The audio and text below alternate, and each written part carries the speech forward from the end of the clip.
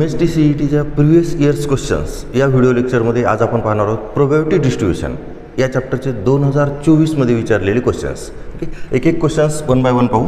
यार आता first question carefully पहा. यार a random variable x has following probability distribution, then the value of k is, and the probability of 3 less than x less than 6 has the value, and here the given probability distribution, here it is a PMF of x. Now आता इथं आपल्याला काय काढायचं आहे ते k ची value आणि probability. Okay, ऑप्शनमध्ये जे दिलेले तेही सिक्वेन्सनं दिलेलं असणार. सुरुवातीची व्हॅल्यू के ची, नंतर प्रोबॅबिलिटी. मग आता आपल्याला सगळ्यात आधी के ची व्हॅल्यू काढायची आणि हे प्रोबॅबिलिटी मास फंक्शन. तर आपल्याला प्रोबॅबिलिटी मास फंक्शननुसार माहिती आहे sum of all probabilities is equal to 1. म्हणजे तुम्हाला के ची व्हॅल्यू काढण्यासाठी काय दिलेले, it is sum of all probabilities is equal to 1. मग या सगळ्या प्रोबॅबिलिटीची बेरीज करा. यार के प्लस 2k 3k 6k 10 14 17 19 20 आणि 21. म्हणजे तुमच्याजवळ काय झाले 21k इज इक्वल टू 1. म्हणजेच k इज इक्वल टू काय आलं 1/21 झाला पहिला प्रॉब्लेम. ओके, आता इथं ऑप्शनमध्ये 1/21 फक्त एकाच ऑप्शनमध्ये आहे. म्हणजे आपला ॲन्सर कळाले आपल्याला. आपला ॲन्सर कोणतं आहे सी. पण CETच्या एक्झाममध्ये असे ऑप्शन नाही देणार. ओके, इथे एकाच ऑप्शनमध्ये काय 1/21 आहे. इकडे 1/20 5/21 आणि इट इज 1/20. म्हणजे या ऑप्शनमध्ये 1/21 ही के ची व्हॅल्यू आहे. म्हणजे आपलं ॲन्सर तर हेच आहे. ओके, पण CETमध्ये इतके सिम्पल ऑप्शन नाही देणार. एक्झाममध्ये थोडेसे ट्विस्टेड कॉम्प्लिकेटेड ऑप्शन्स असतील सगळेच. नाव आता आपल्याला ॲन्सर माहीत झाले, पण आपण ही प्रोबॅबिलिटीसुद्धा काढून पाहू. ओके, या प्रोबॅबिलिटीचं ॲन्सर काय आपलं 3/7. ओके, आता आपल्याला काय काढायचं आहे probability of 3 less than x less than or equal to 6. Okay, मग आता probability of 3 less than x less than or equal to 6 3पेक्षा मोठी आणि 6 किंवा 6पेक्षा लहान म्हणजे 4 5 अँड 6. म्हणजेच probability of 4 plus probability of 5 plus probability of 6 and then it is probability of 4k plus 3k plus 2k. म्हणजे हे किती होते 4 + 3 + 2 इट इज 9k. आणि आपल्याला के ची किंमत माहिती आहे. काय के ची व्हॅल्यू आहे, इट इज 1/21. म्हणजे हे काय होते 9/21 आणि 9/21 म्हणजेच काय 3/7. म्हणजे तुमचा ॲन्सर कोणते इट इज सी 1/21 आणि इट इज 3/7. केअरफुली पहा कॅल्क्युलेशन. सिम्पल कॅल्क्युलेशन, जास्त टाईमही लागणार नाही. ओके, के ची व्हॅल्यू काढली त्याच्यानंतर probability it is cumulative distribution 3 less than x less than or equal to 6. Okay, now the second question. ह्या आता इथं थोडं कॅल्क्युलेशन करणं लागणार. काय दिलेले the PMF of a random variable is given by probability of x is equal to it is combination 5cx. Okay, notation फक्त थोडंसं चेंज केले 5cx upon 2 to the power 5 if x is equal to 0 1 2 3 4 and 5. Okay, otherwise 0. Then which of the following is not correct म्हणले. Okay, question carefully वाचा. Not correct. मग आता आपल्याला एक एक व्हॅल्यू काढायची. ओके, आता ऑप्शन ए मध्ये काय दिलेले, ऑप्शन ए मध्ये it is probability of x equal to 0 is equal to probability of x equal to 5. आता हे चेक करू. Probability of x equal to 0 आपल्याला हे काय दिलेले probability of x equal to x 5cx. म्हणजे हे काय असणार 5c0 upon 2 to the power 5. It is upon 2 to the power 5 is equal to it is 5c5 combination upon 2 to the power 5. आता it is 1 आणि हे सुद्धा 1. म्हणजेच 1/2 to the power 5 1/2 to the power 5. म्हणजे हे करेक्ट आहे. हे answer नाही. ओके, हे ट्रू आहे. आपल्याला काय म्हणलेले नॉट करेक्ट. ओके, देन आता बी ऑप्शन पाहू. बी ऑप्शनमध्ये काय दिलेले probability of x less than or equal to 1 is equal to probability of x greater than or equal to 4. म्हणजेच आता इथं प्रोबॅबिलिटी कोणत्या काढायच्या probability of x less than 1 म्हणजे probability of x equal to 0 plus probability of x is equal to 1. आणि इकडे कोणतं काढणार probability of x greater or equal to 4. Greater or equal to 4 means 4 and 5.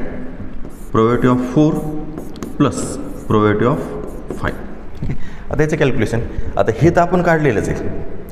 Probability of x equal to 0 x equal to 5 म्हणजे ह्या दोन value तर सारख्याच आहेत, x equal to 0 and x equal to 5. आता फक्त पाहायचं आपल्याला एक्स इक्वल टू 1 आणि एक्स इक्वल टू 4 ह्या व्हॅल्यू सारख्या आहेत का. Probability of x equal to 1 and probability of x equal to 5.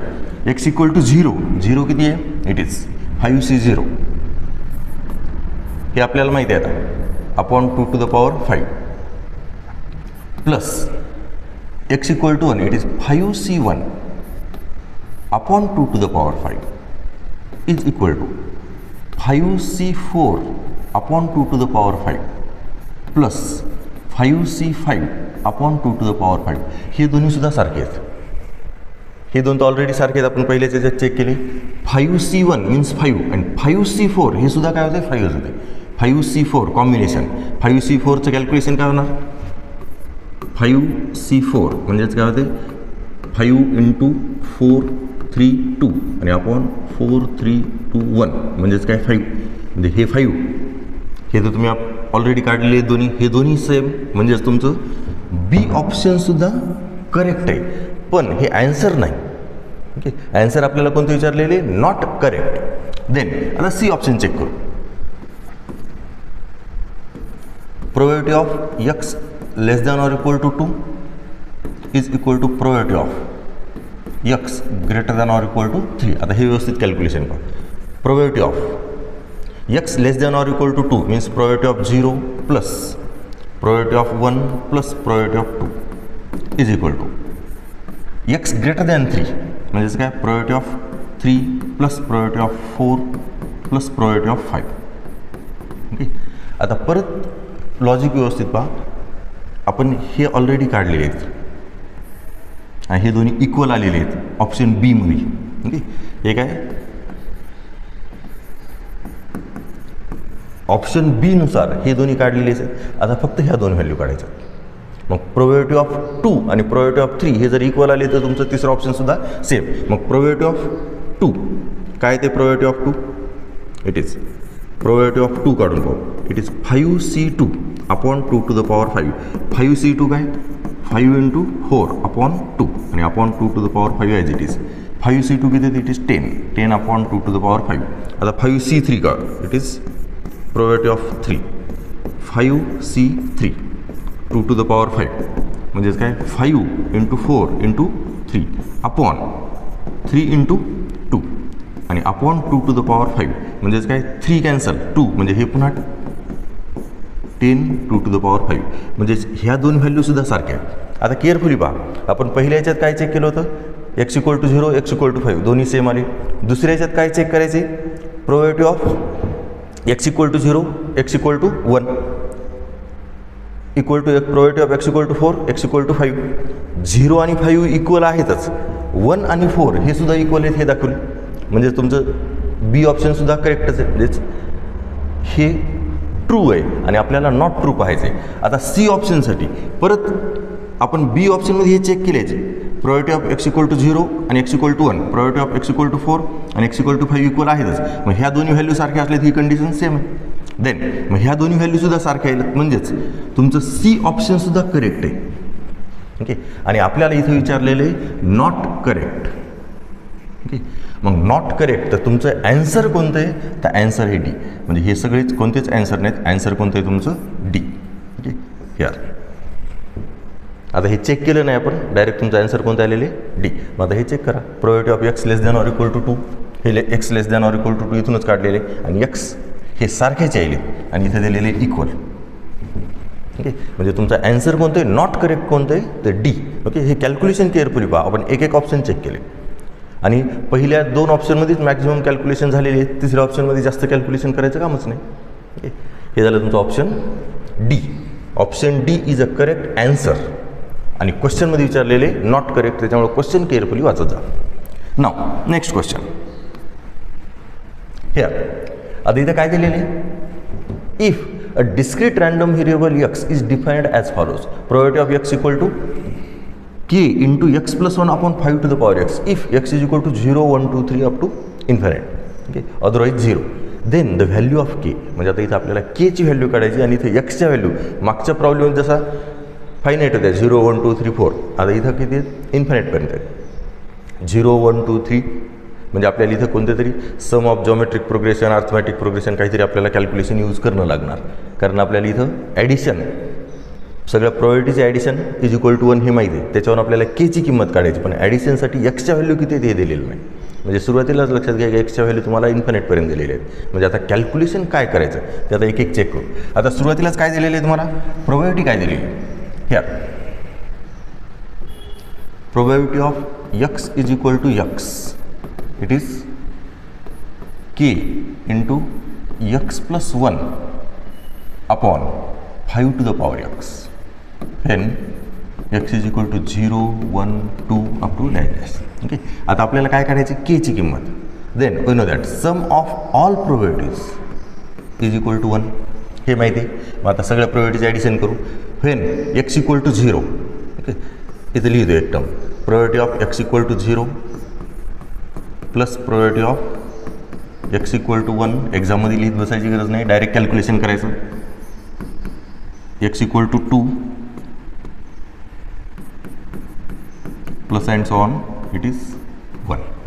मग आता probability of x equal to 0, एक्सच्या जागेवर 0 ठेवा, it is k into 0 plus 1 upon 5 to the power 0 plus केच्या जागेवर आता सॉरी एक्सच्या जागेवर 1, it is k into 1 plus 1 upon 5 to the power 1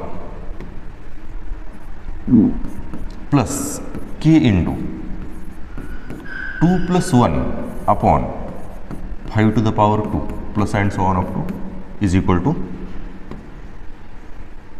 1. Okay, now आता या सगळ्याची ॲडिशन करायची तर आपल्याला के कॉमन काढता येते. के कॉमन काढून घेऊ. के कॉमन काढल्याच्या नंतर काय काय येते व्यवस्थित पहा. हे 1 इट इज 1 प्लस हे काय होते 2 upon 5, it is 5 to the power 1 plus के कॉमन काढले, it is 3 upon 5 to the power 2 plus and so on is equal to 1. Okay, आता केअरफुली पहा आपल्याला ही ॲडिशन कोणत्या फॉर्ममध्ये दिलेली आहे. ही जी ॲडिशन दिसायली ही ॲडिशन कोणत्या फॉर्ममध्ये. ओके, व्यवस्थित पहा. 1 प्लस 2/5 प्लस 3 अपॉन 5 स्क्वेअर, म्हणजे हे तुम्हाला डायरेक्टली अर्थमॅटिक प्रोग्रेशन किंवा जॉमेट्रिक प्रोग्रेशनमध्ये दिसणार, पण ही कोणत्या फॉर्ममध्ये येतं, अर्थमॅटिक व जॉमेट्रिक प्रोग्रेशन. केअरफुली पहा, it is a plus d into r plus a plus 2d into r square plus and so on up to dash dash. आता sum of the infinite term in arithmetic व geometric progression काय addition, it is a upon 1 minus r plus d r upon 1 minus R whole square. हा झाला तुमचा sum of the arithmetic व geometric प्रोग्रेशनचा formula. Okay, आता याच्यानुसार आपल्याला हे कॅल्क्युलेशन करायचं आहे. ओके, आता या कॅल्क्युलेशनमध्ये ए कोणतं आहे, आर कोणतं आहे ते एकदा केअरफुली चेक करा. याला कसं कसं लिहिता येते केअरफुली पहा. Now it is k into it is 1 plus 2 into it is 1/5 किंवा 1/5 to the power 1 plus 3 into 1/5 whole square लिहा किंवा फक्त 5 स्क्वेअर लिहा plus and so on up to is equal to 1. आता ही सिक्वेन्स व्यवस्थित पहा. ओके, इट इज एच्या जागेवर किती 1, त्याच्यानंतर डी अल्सो 1, कारण 1 2 3 4 या टाईपमध्ये आहेत. म्हणजेच इथं काय here a is equal to 1, d is also 1 and r is equal to 1/5. Okay, आणि आता याच्यानुसार आपल्याला कॅल्क्युलेशन करायचं आहे. देन के इंटू, आता कॅल्क्युलेशन केअरफुली पहा, याचे डायरेक्ट सम लिहिलो, a upon 1 minus r that is 1/5 plus d into r, d it is 1/5 upon 1 minus 1/5 square is equal to 1. Okay, आता याचं कॅल्क्युलेशन पुढं करू. यार कॅल्क्युलेशन व्यवस्थित पहा. इट इज के इंटू हे काय होते 1 upon 4/5 plus it is 1/5 upon, आता हे कॅल्क्युलेशन 4/5 म्हणजे 16/25 is equal to 1. K into आता काय येणार, इट इज 5/4 प्लस हे 5 कॅन्सल, म्हणजे इथं 5 राहणार, म्हणजे हे किती होते 5/16 इज इक्वल टू 1. आता याचं कॅल्क्युलेशन करू पुढं. नो, आता याच्यातून परत आपल्याला 4 कॉमन काढता येते. Simple calculation is 4k/4 5 plus 5/4. Calculation कसंही करा. या इथून काय केलं, फक्त 5/4 कॉमन काढलं तरी चाललं असतं, आणखीन थोडं सोपं गेलं असतं. ओके, 5/4 कॉमन काढू. 5/4 कॉमन काढलं काय 1 प्लस 1/4 इज इक्वल टू 1. म्हणजेच 5k/4 इंटू याचं कॅल्क्युलेशन किती होते 5/4 इज इक्वल टू 1. म्हणजे 16 आणि हे 25, म्हणजेच k इज इक्वल टू 16/25. आता k इज इक्वल टू 16/25 कोणता ऑप्शन आहे, k इज इक्वल टू 16/25. आपल्या k ची व्हॅल्यू किती आली 16/25. केअरफुली पहा 16/25 आणि it is option C. Okay, now calculation प्रत्येक स्टेप व्यवस्थित पहा, कारण इथं काय समसाठी आपण अर्थमॅटिको जॉमेट्रिक प्रोग्रेशन हा फॉर्म्युला यूज केला आहे. अर्थमॅटिको जॉमेट्रिक प्रोग्रेशनची sum to the infinite term. Okay, then मग हे या फॉर्ममध्ये आलेले a is equal to d is equal to आणि आर इज इक्वल टू या फॉर्म्युल्यात पुट केले. It is a/1 - r plus r into d, it is r and it is D, आणि 1 - r होल स्क्वेअर. आणि then simply याचं calculation करीत गेलो. k is equal to 16/25 आणि आन्सर आहे option C. Okay, now next. The next question, x with a random variable with probability distribution, it is 0, 1, 2, 3 and k, 3k, 3k आणि k.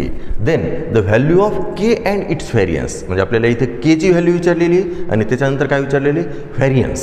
Okay, here आता k ची value तर direct आपल्याला माहिती आहे. Here it is sum of all probabilities is equal to 1.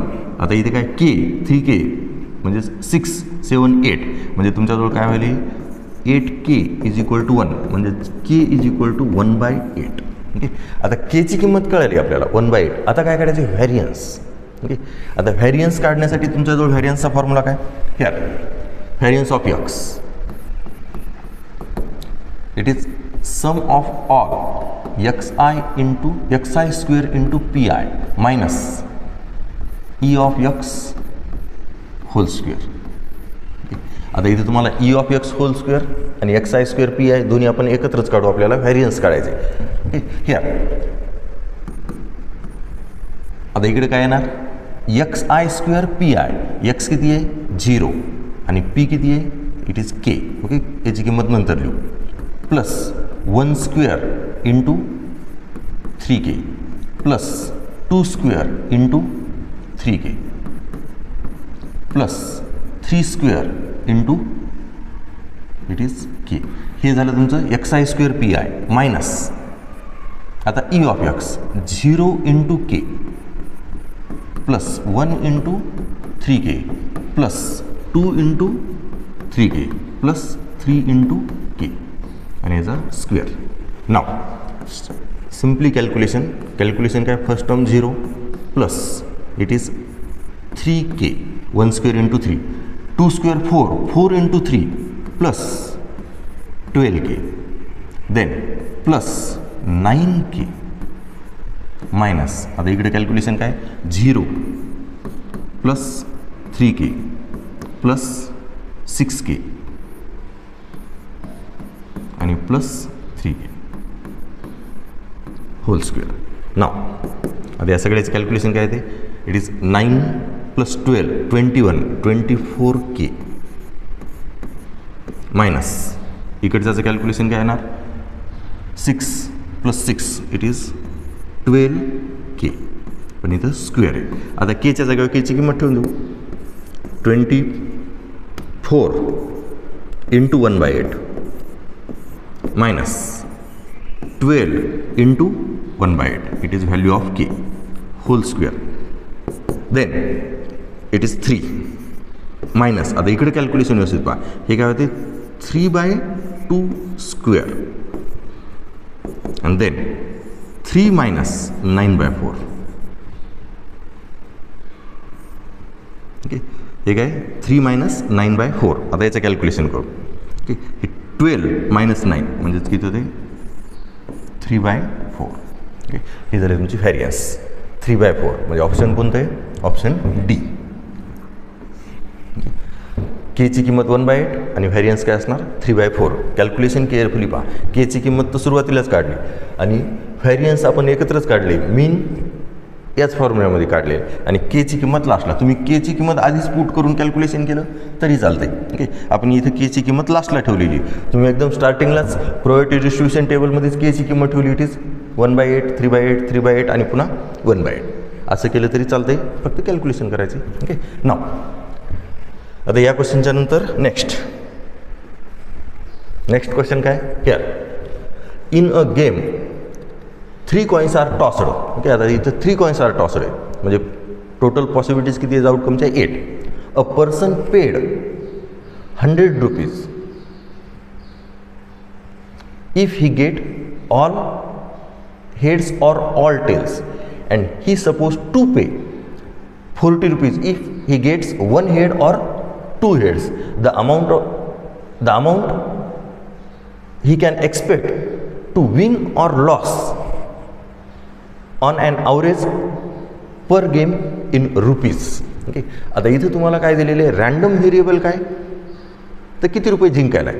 Okay, म्हणजेच ते winning amount तुमचं रँडम व्हेरिएबल एक्स काय कन्सिडर करणार तर रुपीज. ओके, पण रुपीज काय काय इथे कन्सिडर व्यवस्थित पहा. आपल्याजवळ काय 3 coins आर टॉस्ड म्हणजे आपल्याजवळ सॅम्पल सेट काय हिअर एच एच एच, त्याच्यानंतर H H T H T H and T H H. Okay, then हेच परत लिहितो.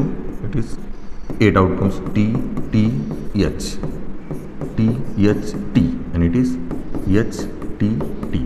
हे झाले तुमचे total outcomes, that is number of yes. म्हणजे एवढं डिटेल लिहित बसायची गरज नाही आणि सी ई टीमध्ये तर हे लिहायची गरजच नाही. आता इथे तुम्हाला काय दिले ते आधी केअरफुली पहा. तुमच्याजवळ जर तिन्हीच्या तिन्ही हेड किंवा तिन्हीच्या तिन्ही टेल आले तर तुम्हाला 100 रुपये भेटणार, हे लक्षात घ्या. काय दिलेले, a person paid to 100 if he gets all heads or all tails and he suppose to pay 40 rupees if he gets 1 head or 2 heads. म्हणजेच हे बाकीचे अमाऊंट जे बाकीच्यासाठी काय त्याला 40 रुपये द्यायचेत आणि तिन्ही हेड किंवा तिन्ही टेल आले तर त्याला 100 रुपये भेटणार. ओके, म्हणजे तुमच्याजवळ रँडम व्हेरिएबल एक्स काय तर रुपीज कधी भेटणार, तिन्हीच्या तिन्ही हेड किंवा तिन्हीच्या तिन्ही टेल आल्याच्या नंतर. आणि एक हेड किंवा 2 हेड आले तर 40 रुपये त्याला द्यायचे. ओके, म्हणजे तुमचे रँडम व्हेरिएबल व्यवस्थित पहा. रुपीज काय भेटणार 100 रुपये आणि द्यायचेत किती 40 रुपये. म्हणजे तुमचा रँडम व्हेरिएबल एक्सच्या व्हॅल्यू कोणकोणत्या येणार तर it is 100 and -40. Okay, it is probability नाही, रँडम व्हेरिएबलची व्हॅल्यू आहे. Okay, probability not negative. इथं तुम्हाला रँडम व्हेरिएबल एक्स काय 100 रुपये भेटणार कधी 2 हेड किंवा 3च्या तिन्ही हेड किंवा तिन्हीच्या तिन्ही टेल आल्याच्यानंतर आणि 40 रुपये द्यायचे आहेत कधी 1 किंवा 2 हेड आल्याच्यानंतर. मग आता याची प्रोबॅबिलिटी व्यवस्थित काढा. तर आता आपल्याजवळ तिन्हीच्या तिन्ही हेड किंवा तिन्हीच्या तिन्ही टेल येण्याची प्रोबॅबिलिटी किती आहे, इट इज 2, दॅट इज 2/8 आणि ही पॉसिबिलिटी किती आहे 6/8. ओके, मग आता तुमच्याजवळ हे झाले रँडम व्हेरिएबल आणि हे झालं तुमचा प्रोबॅबिलिटी आणि आपल्याला काय काढायचं आहे मीन. ओके, एक्सपेक्टेड व्हॅल्यू काढायची. मग आता एक्सपेक्टेड व्हॅल्यूसाठी काय येणार here therefore E of x काय 100 इंटू 2/8 त्याला तुम्ही 1/4 लिहिलं तरी चालते प्लस -40 इंटू 6/8. ओके, आता इथे डायरेक्ट फॉर्म्युला हे काही लिहिलेलं नाही. रँडम व्हेरिएबल एक्स काय विनिंग अमाऊंट जे काय असणार अमाऊंट इन रुपीज हे रँडम व्हेरिएबल. मग 100 रुपीज कधी असणार जेव्हा तिन्हीच्या तिन्ही हेड किंवा तिन्हीच्या तिन्ही टेल आल्यावर. मग 100 रुपीज भेटण्याचे चान्सेस किती आहेत? 2. कितीपैकी? 8 पैकी. मग इट इज 2/8. त्याच्यानंतर 1 किंवा 2 हेड आले तर त्याचे 40 रुपये जाणार, म्हणजे 40 रुपये त्याला द्यायचे आहेत, म्हणजे हे लिहिले -40. मग -40चे चान्सेस किती आहेत? तर 6. कितीपैकी? 8 पैकी. तर इट इज 6/8. देन आता याचं फक्त कॅल्क्युलेशन करायचं. ओके, हिअर 100 इंटू याला लिहू 1/4 plus -40 into 3/4. Okay, direct calculation केलं असतं तरी चाललं असतं. आता हे किती होते? इट इज 4 डिवाइड करा. 25 -40 इंटू, आता 40ला मल्टिप्लाय करू लगेच. ओके, मायनस हे किती होते? 10 म्हणजे 30. म्हणजे तुमचं कॅल्क्युलेशन किती आले? -5. आता केअरफुली पहा, -5 आहे. विनिंग अमाऊंट किती आहे? -5. म्हणजे त्याचा लॉस व्हायला आहे -5. Okay, 5 gain and 5 loss, 2 option आहेत. इथं -5 आहे म्हणजे त्याचे रुपीज काय होईल? तुमचे एक्सपेक्टेड गेन -5 म्हणजे तुमचे -5 रुपये चाललेत, म्हणजेच काय? 5 रुपयाचा लॉस. व्यवस्थित पहा, इथं 5 गेन अँड 5 लॉस आहे, पण इथं किती आलेले? -5 म्हणजे हे काय झालं? तुमचा लॉस. -5. कॅल्क्युलेशन आता तुम्ही स्टेप बाय स्टेप करा. ही 1/4 3/4 इथंच लिहिलं तरी चालते. कॅल्क्युलेशन कसे करा म्हणजे ही स्टेप न लिहिता डायरेक्ट या 2 स्टेप. 100 इंटू 1/4 -40 इंटू 3/4 हे झालं तुमचं कॅल्क्युलेशन. फक्त इथं कॅल्क्युलेशन काय लिहिले? -5 म्हणजे काय झालं? त्याचा लॉस. इथं तुम्हाला विन की प्रॉफिट ऑर लॉस दोन्हीपैकी एक दिले, काय होईल ते नाही माहीत. मग आपण कॅल्क्युलेशन केलं ते किती आलं? -5 आणि -5 म्हणजेच काय? ते झाला तुमचा लॉस. ओके, म्हणजेच ॲन्सर कोणतं आहे तुमचं? हे it is 5 rupees loss. Carefully पहा. नाव here the next question, a random variable x assumes the value 1 2 3 up to n. Okay, आता इथं अप टू n आहे, मागच्यासारख्या इन्फायनाईटपर्यंत नाही. With equal probabilities if variance of x is to expected value it is 4:1. म्हणजे तुम्हाला variance आणि मीन आणि व्हॅरियन्समधला रेशो दिलेला आहे. Variance upon mean is equal to 4/1. Then the value of n, म्हणजे आता इथं आपल्याला n ची व्हॅल्यू काढायची. आता इथं काय दिलेली आहे? Random variable. आता प्रोबॅबिलिटी डिस्ट्रीब्युशन टेबल कसं असणार? It is x. Okay, here 1 2 3 up to n पर्यंत. And then there probability of x काय? इट इज 1/n, कारण n टर्म्स आहेत with equal probabilities. 1/n and it is 1/n up to it is 1/n. आता हा झाला तुमचा probability distribution table. आणि आपल्याला व्हॅरियन्स आणि मीन या दोन्हीमधला रेशो दिलेला आहे, म्हणजे आपल्याला व्हॅरियन्स आणि मीन हे दोन्ही काढायचे आहेत. ओके, नाव आता व्हॅरियन्स आणि मीन. आता मीन काढते वेळेस काय? एक्सपेक्टेड व्हॅल्यू व्यवस्थित पहा. फॉर्म्युला काय? Sum of xi into p i. Okay, then म्हणजेच काय? 1 into 1/n plus 2 into 1/n plus 3 into 1/n up to it is plus n into 1/n. Okay, now म्हणजे हे कॅल्क्युलेशन काय येणार? It is 1 plus 2 plus 3 plus and so on up to n आणि it is upon n. Okay, म्हणजे आता इथं sum of the first n natural terms. आता परत याचा फॉर्म्युला व्यवस्थित पहा. It is sum of r where r is equal to 1 to n. काय फॉर्म्युला आहे? n into n plus 1 upon 2. मग आता बस हे कॅल्क्युलेशन लिहायचं काय? ते n into n plus 1 upon 2. Okay, here upon 2 इथं लिहितो आणि हे n हिअर अपॉन 2 हे झालं सम फक्त आणि whole to the upon n. आता हे n cancel. It is n plus 2 upon 2 हे झाली फक्त एक्सपेक्टेड व्हॅल्यू. आता काढू व्हॅरियन्स. आता व्हॅरियन्ससाठी पुन्हा सेम. व्हॅरियन्स काय? It is sum of all xi square p i minus expected व्हॅल्यूचा स्क्वेअर. हा झाला तुमचा व्हॅरियन्सचा फॉर्म्युला. नाव आता हे xi स्क्वेअर काय? इट इज एक्सची व्हॅल्यू काय 1, that is 1 square into 1/n plus 2 square into 1/n plus 3 square into 1/n plus and so on n square into 1/n आणि मायनस काय E of x square, it is E of x square. Now आता ही term व्यवस्थित पहा. It is 1 square plus 2 square plus 3 square plus and so on up to n square whole to the upon it is n. Okay, ही term कोणती झाली?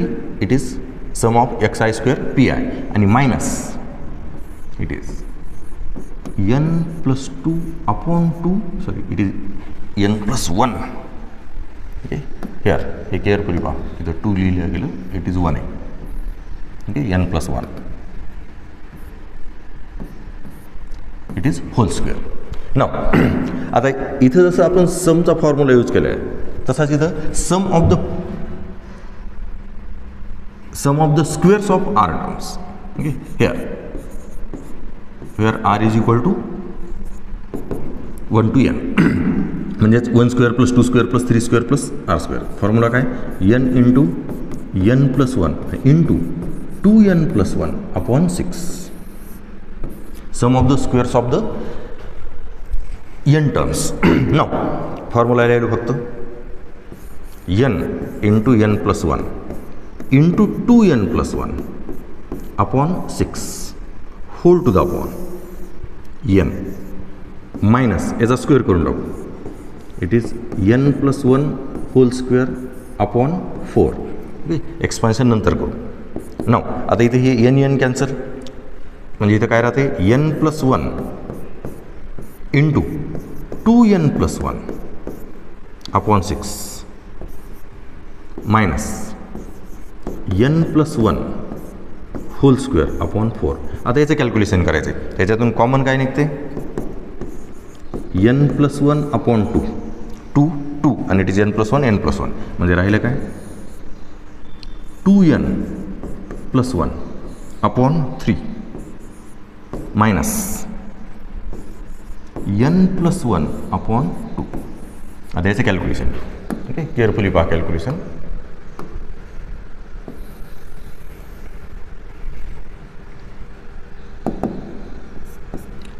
n plus 1 upon 2 आणि ब्रॅकेटमध्ये काय राहणार? Here 4n plus 2 minus 3n minus 2 upon 6. Okay, calculation carefully पहा. Here cross मल्टिप्ली इथून काय केलं आपण n plus 1 upon 2 n plus 1 upon 2 common घेतला. इथं राहिलं 2n plus 1 upon 3 n plus 1 upon 2. नाव आता याचं कॅल्क्युलेशन काय येते? It is n plus 1 upon 2 and here 4n minus 3n, it is n. Calculation carefully पहा. आणखीन काय केलं आपण 3 ने मल्टिप्लाय केले आणि हिअर 3 आहे. ओके, कॅल्क्युलेशन केअरफुली पहा. 3 ने मल्टिप्लाय केले 3n आणि मायनस 3 2 आणि it is minus 1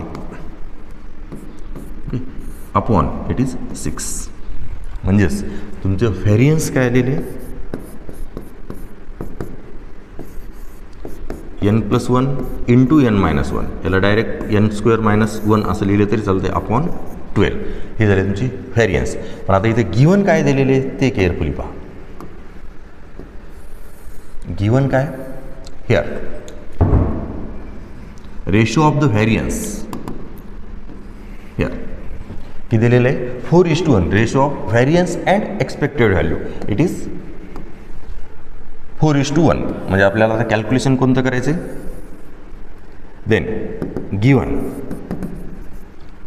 variance of x upon expected value is equal to 4/1.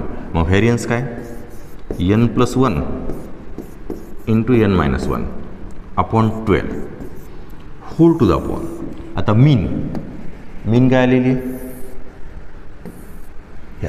Mean n+1 upon 2. Calculation carefully पहा. n+1 upon 2 is equal to 4.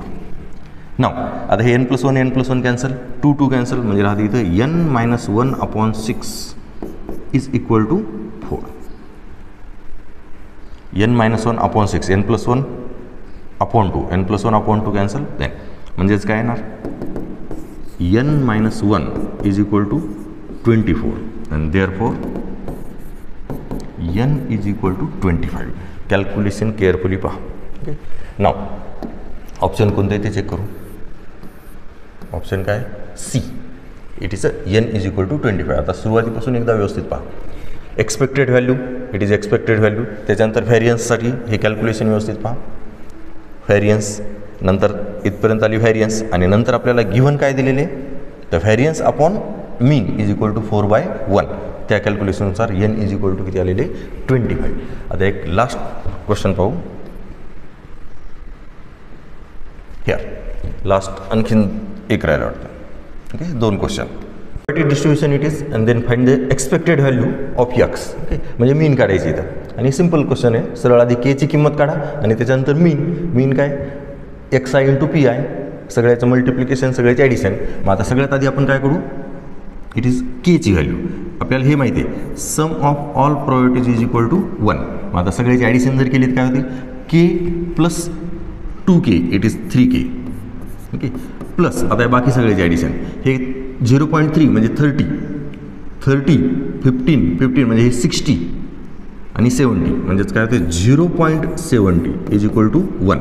म्हणजेच 3k is equal to 0.30 and therefore k is equal to 0.1.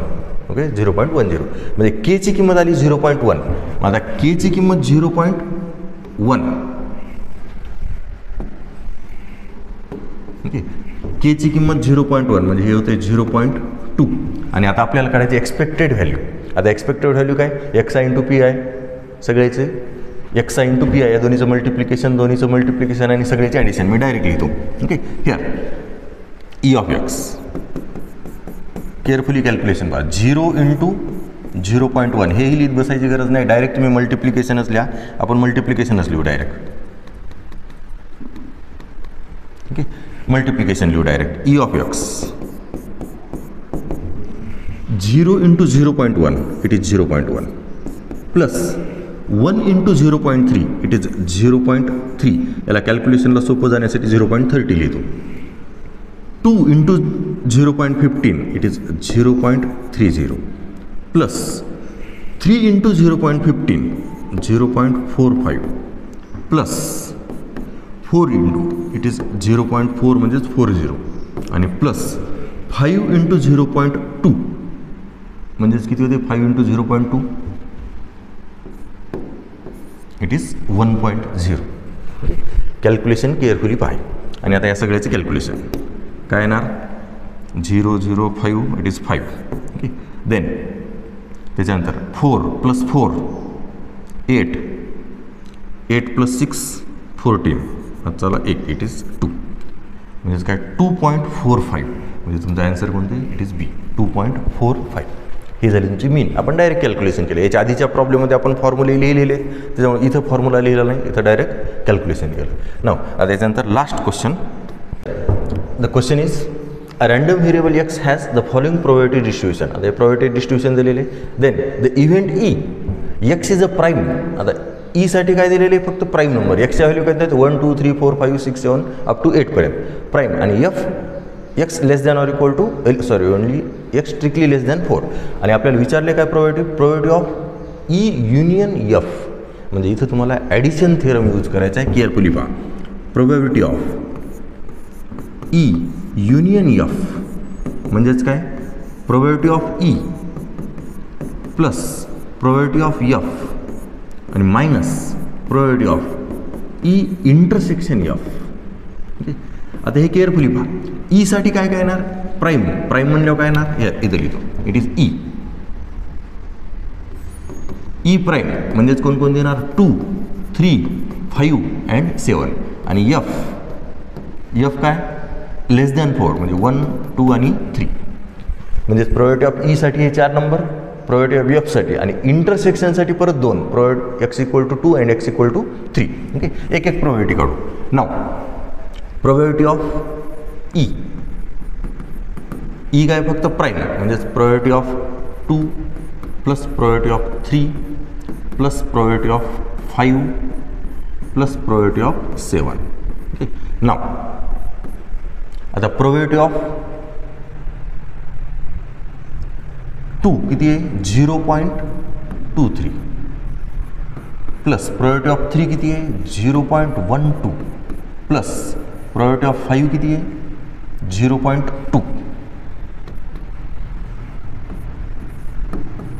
0.20 आणि plus 0.07. Okay, आता या सगळ्याचे calculation here 3, 2, 5 आणि 5 it is 2. Okay, then 2 plus 2 it is 6.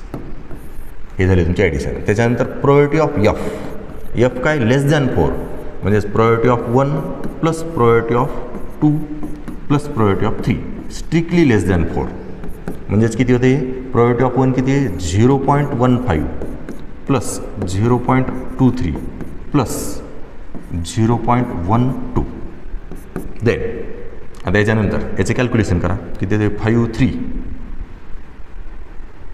5 plus 3 8 it is 0 आणि 5. Okay, 50. आता last काढायचे probability of E intersection F.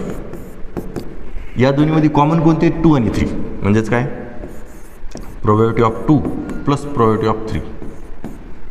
2 किती आहे 0.23 प्लस 3 किती आहे इट इज 0.12 म्हणजेच किती होते 0.35. ह्या झाल्या तिन्ही टर्म पण आपल्याला काढायचे युनियन म्हणजेच इट इज 0.65 प्लस 0.50 आणि मायनस 0.35. आधी या दोन्हीचे सबट्रॅक्शन करून घेऊ. 0.65 प्लस 0.15 सर इट इज 62 आहे ना. क्या हे 2 आहे ओके 62 आणि हे सुद्धा 62 आणि इट इज 0.5. देन हे होते 0.77. 0.77 कोणतं इट इज ऑप्शन बी 0.77. आता याच्यात काय ॲडिशन थेरम यूज केला आहे. Probability of A union F it is E union F म्हणजेच probability of E plus probability of F minus probability of E intersection F. आणि ॲडिशन थेरमनुसार आपण या तिन्ही व्हॅल्यू काढल्या. ई प्राईम याच्यातले प्राईम घेतले, लेस दॅन 4 घेतले आणि नंतर दोन्हीतले इंटरसेक्शन हे दोन्हीतले इंटरसेक्शन. ओके, केअरफुली पहा.